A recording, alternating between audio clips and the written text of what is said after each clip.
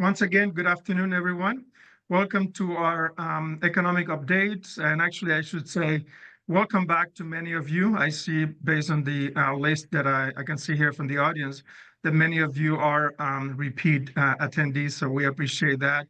We also would like to welcome back our panelists, Poul-Erik, Olsen, and Robert Meckstroth. As you guys know, we work very close with them as portfolio managers at City National Rochdale. And it's a relationship that goes back more than 15, 17 years. So we are very thankful and appreciative of everything and all the work that they do for us. Believe it or not, we're already in October. It's the last quarter of the year. We just finished the third quarter. We're in the middle of earnings seasons right now. We have elections coming. We have geopolitical conflicts going around the world. So it seems that every time we meet, it's a special time. But I guess, especially in the last couple of years, every quarter has been very, very interesting. So that's why we like to have these events on a regular basis to keep you guys up to date on what kind of data and things we're looking at and put things in perspective. Before I hand the call to our panelists, a quick reminder, if we like to make this somehow interactive, if you guys have questions, please type the questions in the chat box at the bottom, and then we will address it as we go. During the registration, I also got a couple of questions from you guys, which I will make sure that they get answered today. But we have a lot to cover, so I'm going to go ahead and then pass it to Robert. Robert? Thanks so much, Elier. Thanks for everyone taking the time out of their day to listen to us and those who might be listening on the recorded version. Always a pleasure to do this. Certainly a lot of stuff going on that we'll dive into right away. And I know there's a lot of webinar veterans out there that have listened to us before and have seen the speedometers. I think a pretty interesting update here in October if we look at the dashboard. I think to me, one of the more interesting ones is inflation is now the most green indicator of all. What a difference 18 to 20 months make, and the Fed pushing interest rates up. But we've got the inflation number down to, on the CPI, 2.4% year over year. It's the lowest number we've had in a while. And inflation has probably been replaced by the jobs numbers as the most important economic release now. So all eyes are back on the jobs market.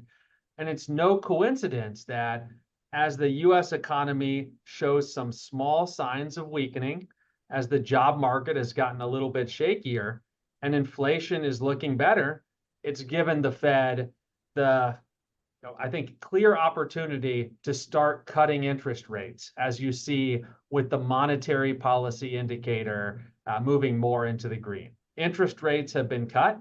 They're coming down more. And the idea is we want to try to keep the economy from going into recession.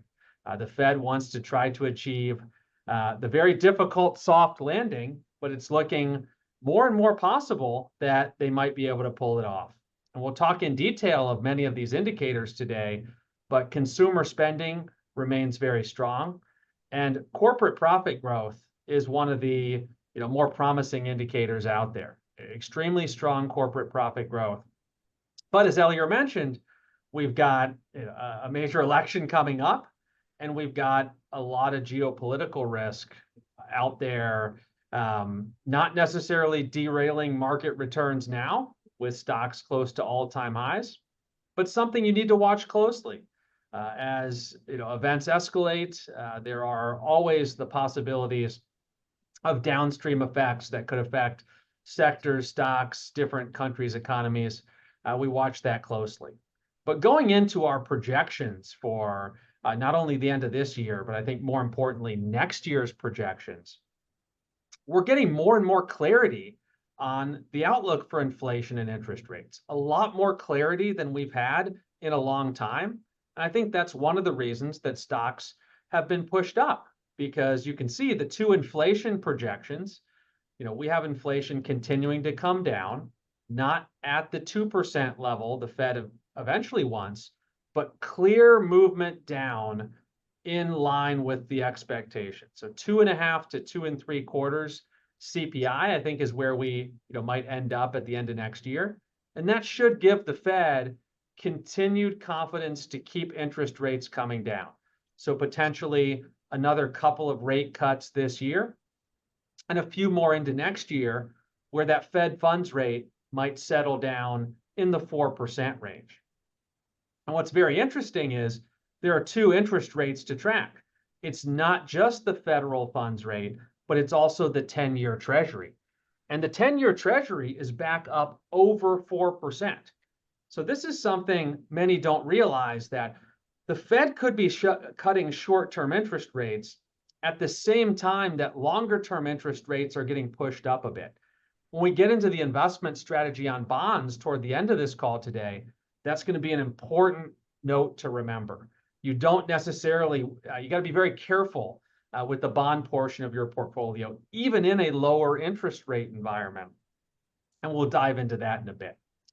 But finally, the top two numbers, economic growth and corporate profit growth, I think are the ultimate feel-good numbers in an uncertain time. Even though the GDP growth numbers are trending down, 1.5% to 2% growth through the end of next year is a pretty nice number when the worries were recession was likely, 18 months ago. And then that 10 to 14% corporate profit growth number is a big one. Our view of 10 to 14% growth next year in corporate earnings is not necessarily an aggressive one. We're actually more conservative than a lot of forecasts that I've seen. So that should give you confidence that, and we'll get into some election stuff, but no matter what really happens with the election, it's a very good environment for corporate profits.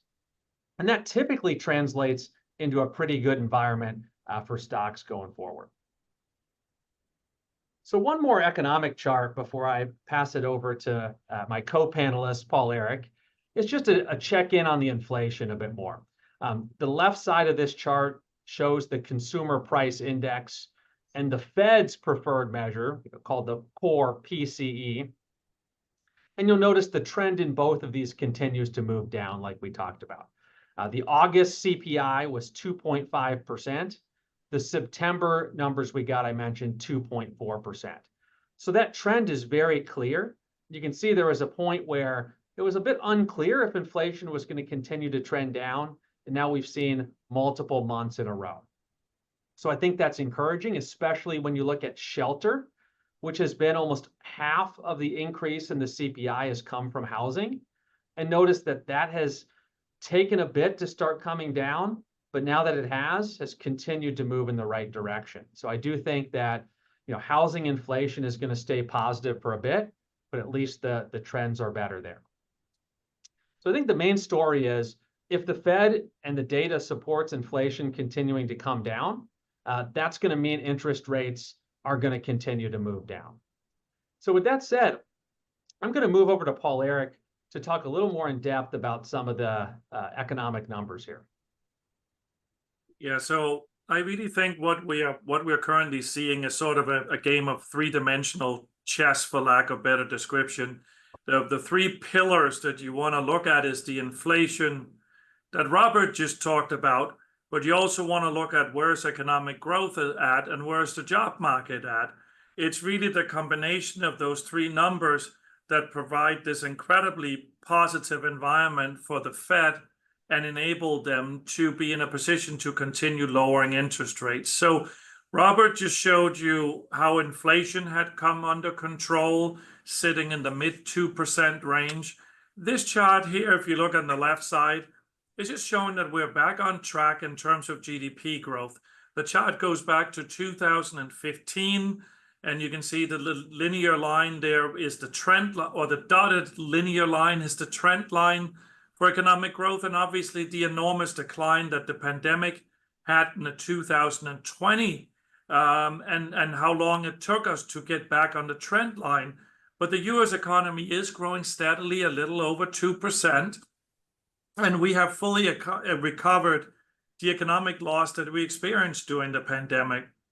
It really is quite a positive read on the US economy. If we compare globally, the scorecard gets even better.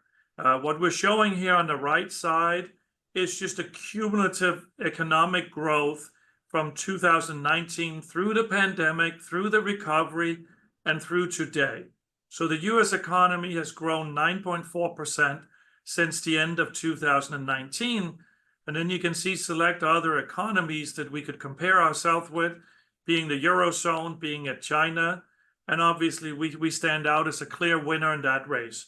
An interesting note here, which you might have come across in other economic literature on TV, if you took the Eurozone economy, which comes in at 4% here in this time period versus the 9.4 for the US, if you go all the way back to the financial crisis of 2008, and you look at how these two economic regions prospered coming out of the 08 recession, back then the Eurozone and the US economies were roughly the same size.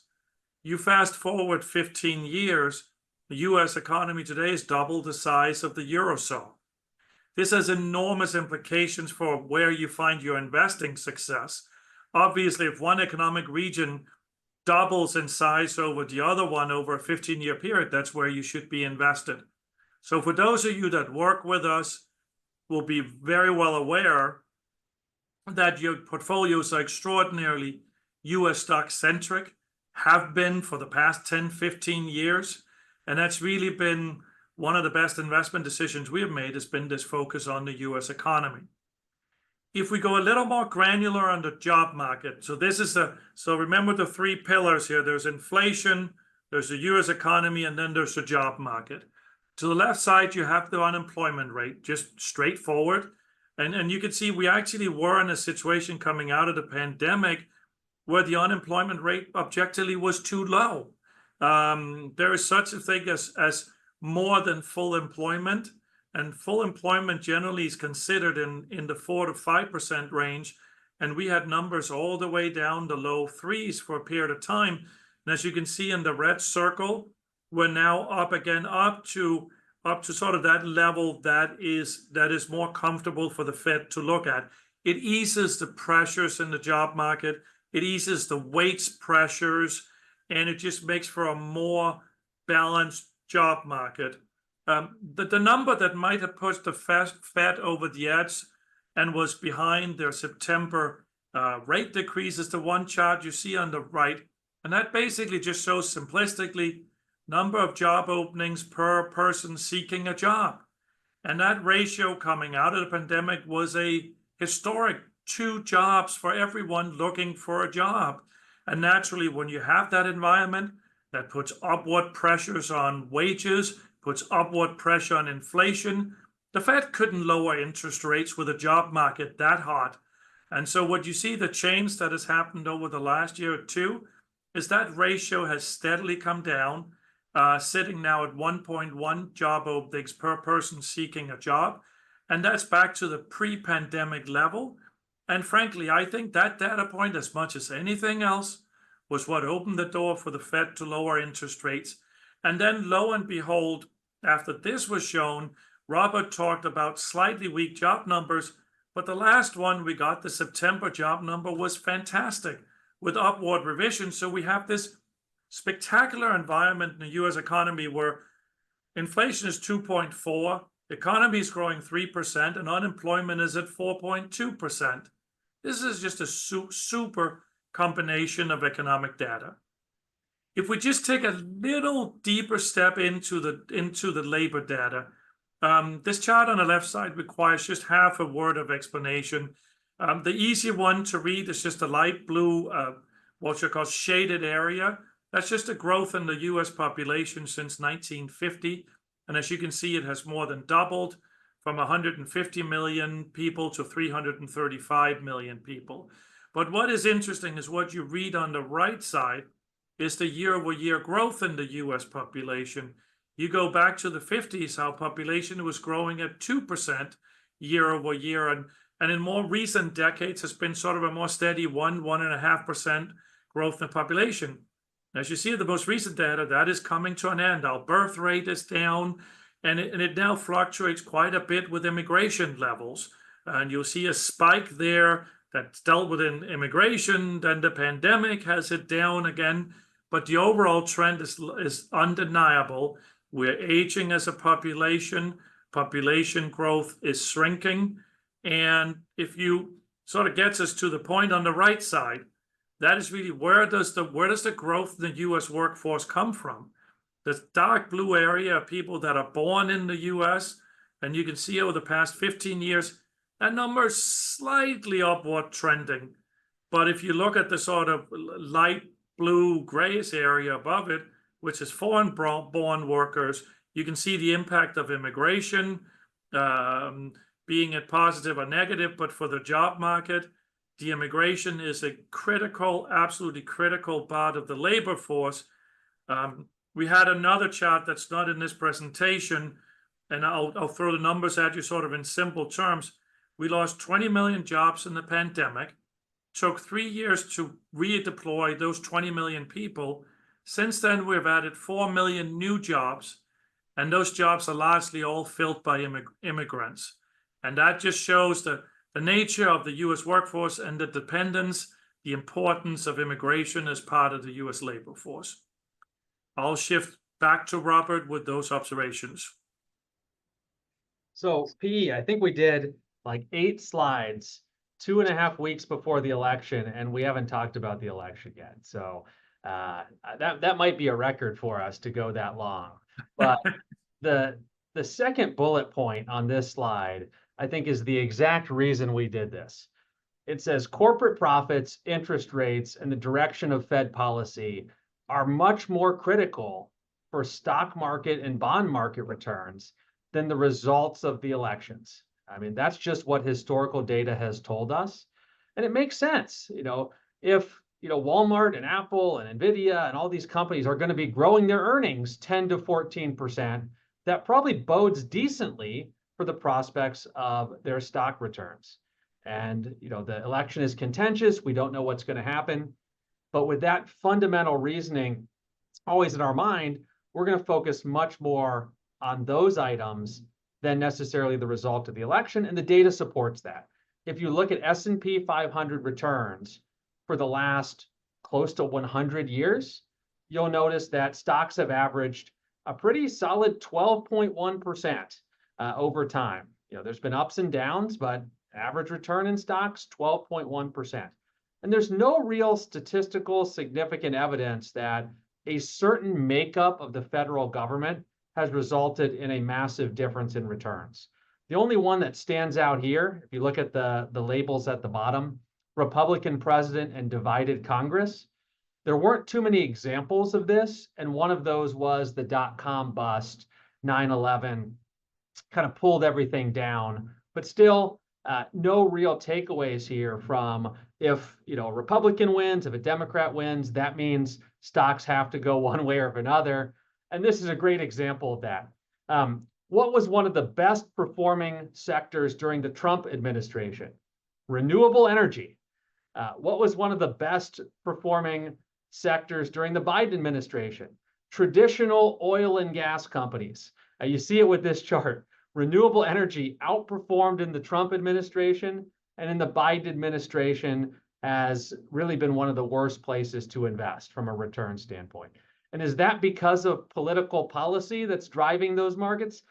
I think most know the answer is probably not. Obviously, more policy toward clean energy under Biden. But what mattered in the end for the returns in this sector? Valuations and profits.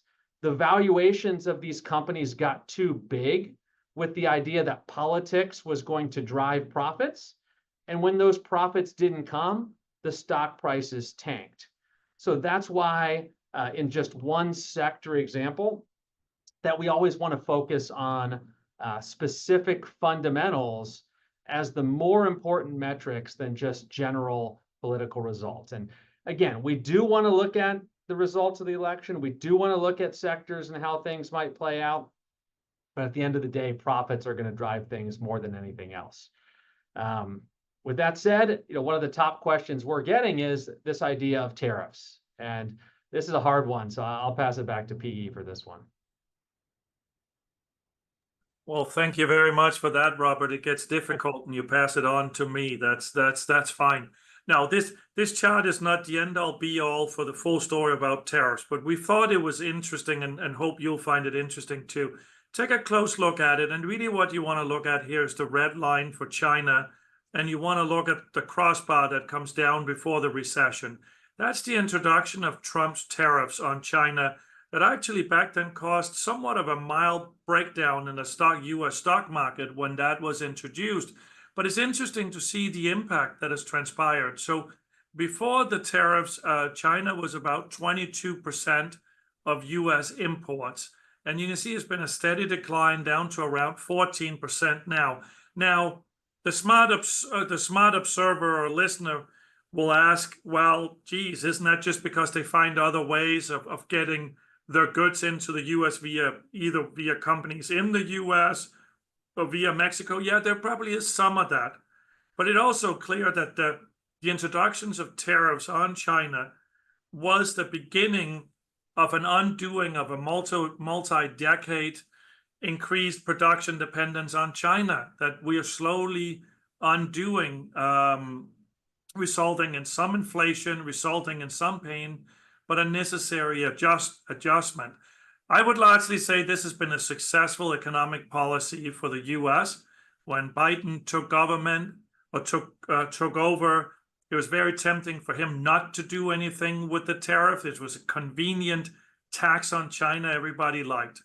But I will be the first to say that what has been somewhat of potentially a success in our interactions with China doesn't translate to a success broadly for tariffs globally.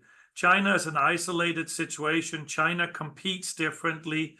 There are political ramifications that are tricky. That is very different from introducing broad-based tariffs across all our trading partners. They will retaliate. It will introduce inflation. It will introduce slower economic growth.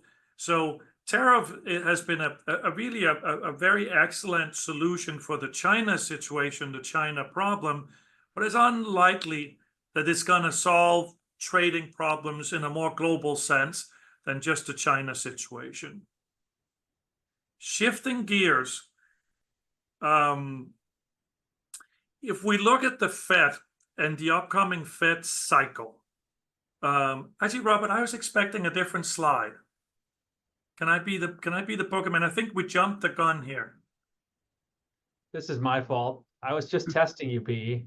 We just have to I'm like, see if I had the perfect segue going to the next slide, and then I got this one. This is what happens when we do these webinars right after eating lunch and not enough coffee in the system. My slide moving skills are not up to par. But here you go. This is what you probably are looking for. This is what, because I had my joke ready already, Robert. I was going to say, Halloween is upcoming. If there's any children on this call, please take them away. This is the two scary slides that are really dangerous to look at. No, in all seriousness, we get a ton of questions about the deficit as a serious economic problem. And I really can only agree. The geopolitical risk, stock market valuations, you can almost add a red indicator on our speedometer page for fiscal policy. Let me just quickly do a bit of history here. And this is a little bit politically charged, so I'm going to go careful. But the last time we had a surplus, or the federal government ran a surplus, was the beginning years of the Clinton administration. You can see that back in the 2000s, we had massive capital gains in the late 90s. We actually cared about the deficit. Those two things went hand in hand. That's the last time the federal government had a surplus. Logically, you get a deficit in the early 2000s as the capital gains taxes diminish, as you have unemployment. And then later there's some attempt at fiscal discipline that carries in to about the economic crisis of 2008. And after 2008, we're really off to the rails. Logically, in 08, 09, 10, when Obama was president, when unemployment skyrockets, benefits go up, tax revenues go down, you are going to have run big deficits. The end of the Obama government sees the deficit go down to around 500 billion. Trump takes office, does a few tax breaks, deficit increases slightly in the Trump years, as you can see, from about 500 to close to $1 trillion. You might be getting close to my point here. It seems like either side is not too interested in fixing this. And then obviously the pandemic is the full explosion, 2 years of $3 trillion deficits. That's sort of just history. The really scary part is actually the forecast. I don't know what you're thinking when you see these numbers, but apparently the intention is to run deficits at around 2.2 trillion a year for the next decade. I would conclude that suggests that neither side cares much about fixing these problems, and it's actually gone so crazy now that with the higher interest rates, we're spending the same amount on interest payments on our debt roughly as we spend on defense. Now the problems are starting to get very real. These interest payments are about a 9% chunk of our federal spending. That's very real. It's really hard to solve. If I ran the government, and I certainly don't, this should be a priority. This is one of the biggest real boogeymen out there for the US economy. And one side note, the US gets away with this. If Canada did this, a country with its own currency did this, the currency would collapse. Who would want to invest in a company that cares this little of managing their economy? People would flee the currency. But the US dollar has a special status globally. The US dollar is a natural transaction for exchanges in oil and other transactional goods. It consumes a big part, so people have a demand for dollar naturally. Investors also buy our stocks, so if you're a UK pension fund, you need US dollars to buy our stocks. So that gives us a break on the currency, and that's how we get away with this. But at some point, this is going to matter, and I'll hang it out there. I asked our economist, Paul Sinkel, when does this matter? And he says it matters when it does. So think about that for a second. What does that mean? It means when the market starts worrying about this, it might be too late. So I don't mean to scare everybody, but of all the things that are up there, that's a real uncomfortable development. And you can see a little bit of history on it. In history, we really only ran, these are the debt to GDP ratios. So it's basically how much debt do we have? How big is our economy? That's how you measure the ratio for whether you have too much debt. And you see historically, the spikes in debt really came with wars or significant recessions, depressions. And here it's just the pandemic, and I guess the nobody cares factor, or no one has the willingness to deal with it, or the parties don't talk together. And we're now in a situation here where this is escalating out of control, and it matters when it does. And it's not tomorrow, it's probably not next year, but at some point you will notice, guys, why are US interest rates so high when we have so low inflation? Could that be because there's so many bonds the government needs to sell to fund the debt that they need to higher interest rate to attract buyers? That could be detrimental to US economic growth. So I'm going on and on about this topic, but I really think of all sort of the economic unease that's out there, the lack of willingness to manage the federal government and its balance sheet is really a serious issue. Oh yes, so now I get to do this one, Robert. Now there you go. I've been waiting. I've been waiting. Yeah. So this is actually, I love this chart. I think this is a great one we put together. So this is back to talking about interest rate decreases. So assuming the Fed has started a multi-meeting cycle of lowering interest rates, we've gone from 5 3/8, lowered at 0.5% to 4 7/8. And all indications are this is going to continue with maybe another 4 to 6 decreases of 0.25% every time. So how does the stock market perform when we go through interest rate decreases? So as you can see on the chart to the left here, there's about 10 historical situations we can use for comparison. And then you can label the Fed cut by type. You can say, was this a normalization, meaning interest rates are high and we want to lower interest rates because there's no reason to have high interest rates?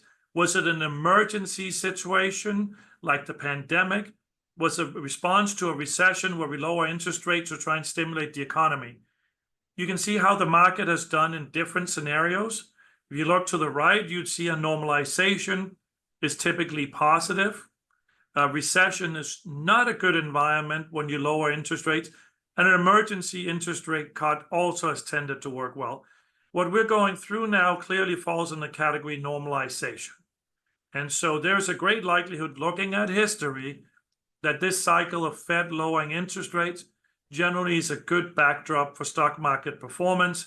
You can see if the historical data, which is very few data points, hold true 12 months out from the first rate cut, and what are we? We're about maybe a month into it. Market could be up 13%. This is just historical data, but it's a good indication that when the rate decreases happen for positive reasons, the stock market tend to react positively.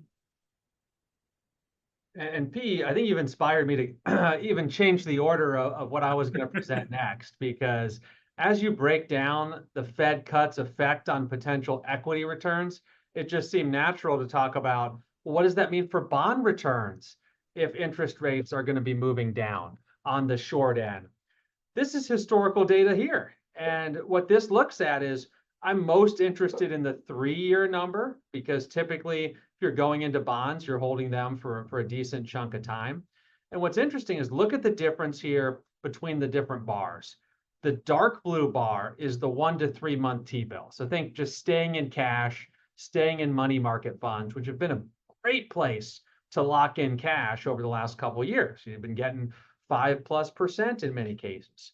But as those short-term rates start to fall and those yields are unavailable, look at the difference between your standard aggregate corporate bond or municipal baskets of bonds. Significantly more returns available to lock in some money for a little bit longer. And these are both investment grade categories, the light blue and the yellow here. So I think for investors that are sitting on a lot of cash, this is a good opportunity to take some of that cash that still needs to be conservatively invested and go for a bit higher returns by looking at longer maturities at the end of the day. But also notice, look at high yield. And this lines up with some of the equity discussion Poul-Erik mentioned.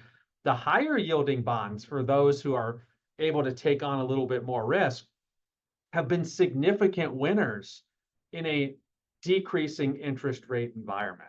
So it's never, never normal to say there's exciting times in bonds, but this might be one of those times, because we've been coming off of such a nasty period in bonds with interest rates rising. Interest rate falling is really good news on the bond side. On the stock side, global markets, we talked about this a bit up front, have still underperformed US markets, even though there's been some recovery in Europe. There's been some big recovery in China this year. Look at these different indexes. This shows European stocks versus the S&P 500 year to date. Through the 2nd of October, European stocks underperforming US by 9.2%. Look at this big rally in emerging markets with the yellow line. Despite that rally, US stocks are still ahead of emerging markets at the end of the day. So again, what this means, it lines up with some of the economic stuff we talked about up front. In a high geopolitical risk world where there's a lot of uncertainty, and you can lock in money in US companies that are growing their earnings by double digits year over year, it's really hard to make a case to sell high-performing US stocks and go into Chinese equities that are being supported by a lot of government stimulus as opposed to naturally growing on their own. So again, it just seems like the environment is well positioned for US stocks, even though US stocks trade at a pretty big premium. So this will be the last slide we cover before we get into questions. This was one of the red speedometers.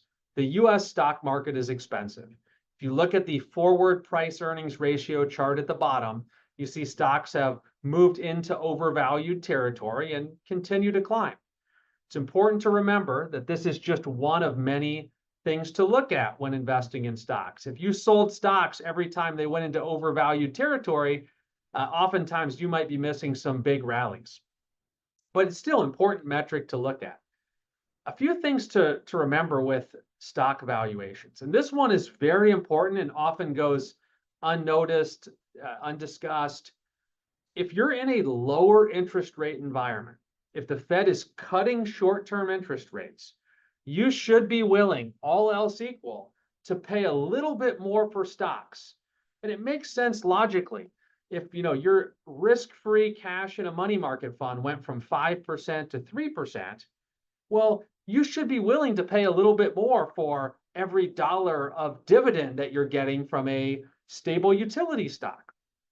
From every dollar of corporate earnings from a growth stock should be worth a little bit more when rates are low. And that is playing out a little bit in real time. Stocks are getting repriced a bit higher to reflect lower interest rate expectations.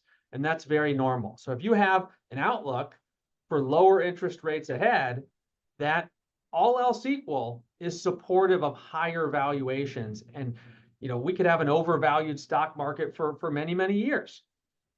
The second important point with valuations is not all sectors are equal.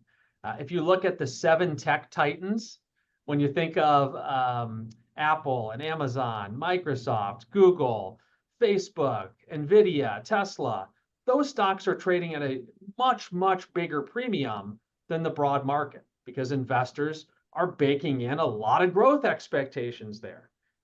Versus if you look at something like the S&P equal weight or a basket of dividend stocks, those companies would plot down in the fairly priced attractive zone. So depending on your goals, objectives, strategy, you can find stocks that are very reasonably priced in this market, despite the headlines saying stocks are at all-time highs, stocks are overvalued. It really depends on the sector. So with that said, Elier, I think that was our main content for today, but we are good to answer any questions that may be out there. I have a couple of questions that people have sent to me ahead of time. So the first one is, we actually talked for about almost 38 minutes and we didn't mention NVIDIA and AI until now, which I guess it's a good thing. But the first question is, how do we invest in AI now? And what do we think about NVIDIA's run? And is it coming to an end, or what is your feedback on that? Well, I'll just take that one since we're kind of right on the topic, which is, it's one of the most exciting places to invest right now because there's a lot of potential. And when you have exciting sectors like AI and semiconductors, you have a lot of range of outcomes. And many of those outcomes are, much bigger returns ahead. And look no further than NVIDIA, which has been the poster child of the AI movement. And if you look at NVIDIA's valuation, it looks rich now, but if you bake in what their potential profitability is over the next 3 to 4 years, and then value the company now based on that potential profit growth, you could make the argument that the stock is downright cheap now based on where it's priced. So that's the game that's being played in a lot of these stocks is, what is these upside scenarios? And if those come true, where should those stocks be priced now? So I think it's a sector you certainly want to have some exposure to. But there's also the other side of that coin. If those profits do not come, the stocks are going to sink pretty fast. So that's why every earnings report that comes out with these companies moves the stocks so much, because they're using the earnings and the guidance as metrics to try to figure out where these stocks' profits are going over the next 3 years. But I think one of my favorite and our favorite themes is it's not just the main AI players that benefit from this. The benefits are spread through the entire economy. Think of the data center business in particular. I mean, that's NVIDIA's one of the biggest growth engines is the data centers. Somebody's got to build the cooling systems to keep those data centers cool. So that's some of our favorite investments are companies that are part of that might be in different industries like power generation, heating and cooling. I mean, look at Microsoft. Microsoft is reactivating 3 Mile Island just because of their power needs. I mean, that is an ultimate example of this AI data boom affecting another industry, reactivating a nuclear power plant. Amazing stuff.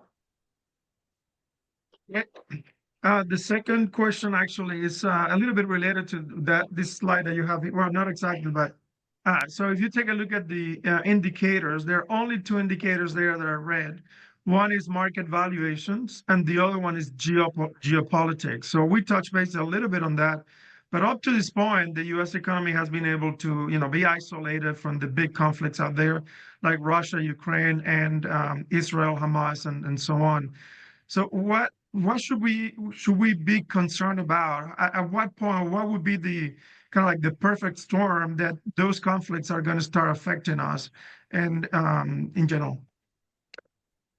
I can take this one, Robert. You can rest your voice for a second. I think, Elier, the key thing to understand the impact of a geopolitical situation is what is U.S. economic situation when these conflicts happen. So take the Ukraine-Russia situation. We were fighting inflation, and the war happened exactly in a way that impacted grain prices, that impacted oil prices at the wrong time, and that exaggerated the inflation. Contrast that with the Middle East crisis. That's a desperate situation, but oil prices actually dropped. Oil prices are currently moving more with the outlook for Chinese growth than they're moving with this crisis in the Middle East. So it has a lot to do with where these crises can hurt, and has a lot to do with where is the U.S. economy at when these crises happen. So the big swan event, the black swan event out there is Taiwan. Taiwan is a potential crisis of dimensions of a scale that I barely dare think about. And that's because of the tie-in with the semiconductor industry. Taiwan Semiconductor is a tie-in with what would the U.S. response have to be in penalizing Chinese business? Just take Apple, their phones are made in China. That will be disrupted.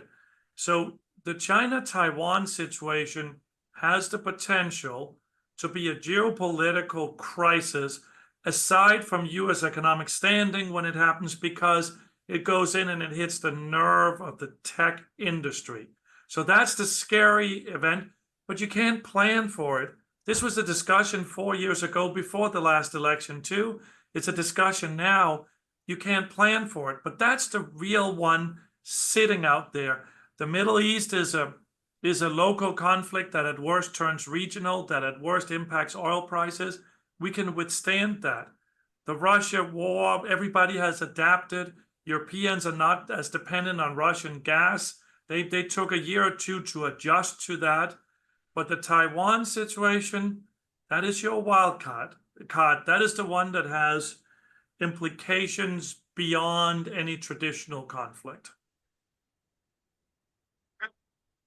Right. The last question I have here is about cryptocurrencies, because it's coming up in all the meetings with our clients. At the very beginning, I don't know, 4 or 5 years ago was going to be the best thing ever. Then it completely collapsed. Now has come back, and we even have ETFs and broker dealers allowing us to incorporate that in portfolio. So, what is you guys' position on crypto at this point? No, I think I always love getting this one because, again, the crypto questions come in usually when there's rallies in the currencies, and we don't get as many when the cryptocurrencies are falling. But decent questions. And Poul-Erik talked about the issue with the U.S. deficit and the dollar a bit. I often get this question for people worried about, hey, is the dollar going to collapse? Are other countries going to team up to go against the dollar and cause the dollar not to be the world's reserve currencies? And if so, should we buy cryptocurrencies and gold as a hedge against this? I think the data is very clear that any reduction of the dollar as the world's currency is a 20+ year event from where we are now. This is not happening anytime soon. The dollar is definitely losing some momentum in global markets, but it's very clear. Whenever things go badly, dollars are in demand. Look no further than 2022 when things started going down. What did people demand? They demanded dollars. What happened to cryptocurrencies during 2022 when things were going bad? One of the worst years cryptocurrencies have ever had. So what we know about cryptocurrency is it is the Wild West of investments right now. There's a ton of stuff out there. It's very speculative. If you want to gamble, there are certainly places to do it in the cryptocurrency markets. But what we know for sure is it is not a hedge against inflation, because what did we have in 22? We had record inflation, and cryptocurrency had its worst performance in a while. It is also not a hedge against volatility. A client of mine once, I forget who it was, I can't, apologies if you're listening, I can't give you credit, but called it tech stocks on steroids when you look at just how it moves. Because you think NVIDIA and those type of stocks are volatile, just look at the daily swings in the cryptocurrency markets and look at what they look like in down markets. When the market is down, crypto is down and some. So again, summarizing that, you don't buy it because it's a hedge against inflation. You don't buy it as a hedge against the dollar. You don't buy it to protect yourself from market volatility. You buy it if you want to speculate on something and take a ton of risk, which not something we're doing for balanced portfolios. Perfect. All right, Poul-Erik, Robert, thank you so much. I don't have any more questions. Everybody, thank you so much for your time. And as a wrap up, remember, we do these conversations for education and perspective, but our review meetings are the ones that we use to make recommendations to round up your financial plan and pretty much be ready for, to navigate any storms in the next, short period. But thank you so much. We love doing these events. We'll do it again in a couple of months. Thank you, everyone. Thank Thanks, you. Elier.